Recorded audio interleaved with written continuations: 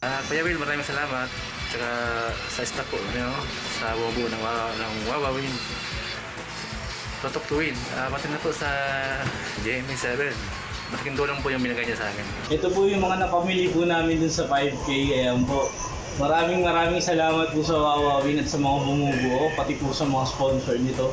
Pati po sa GMA7. Yun, maraming salamat po. Malaking tulong po sa amin to. Yun po, salamat po. Thank you po. Ako po yung isa sa mga nanalo ng Tutok to Win or Tutok to Swerte nung nag-live po si Kuya Will sa Facebook page ng Wawawin. Ako po yung pang-apat sa nanalo ng 5,000 pesos. So, nakuha ko na po nung March 27 ng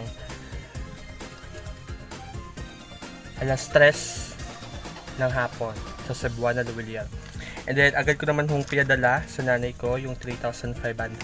At nagpaiwan po ako ng 1,500 para in case of emergency po dito na wala po akong mapagkunan ng pera, meron po akong mahuhugot.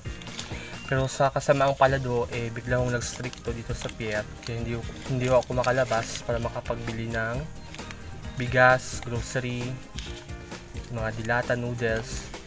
Ganun din ho sa amin sa Aklan, hindi rin ho makalabas dun yung nanay ko para mabili yung pangangailangan namin sa bahay.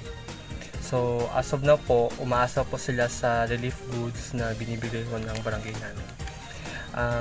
Taos puso po ako at pamilya po namin na nagpapasalamat sa biyaya po na inyong pinagkaloob sa amin. God bless po at sana po marami pa po kayong matulungan. Hello mga kapuso! Ako po si Ipon. Minabati ko unang-una dyan mga kaipo natin, mga kaskwami ko dyan. Nagustuhan nyo ba ang video na to? Marami pa kaming inanda para sa inyo. Mag-subscribe lang sa Wawawin YouTube channel. Tsaka, don't forget to hit the, the bell button para lagi kang updated. Yun lang!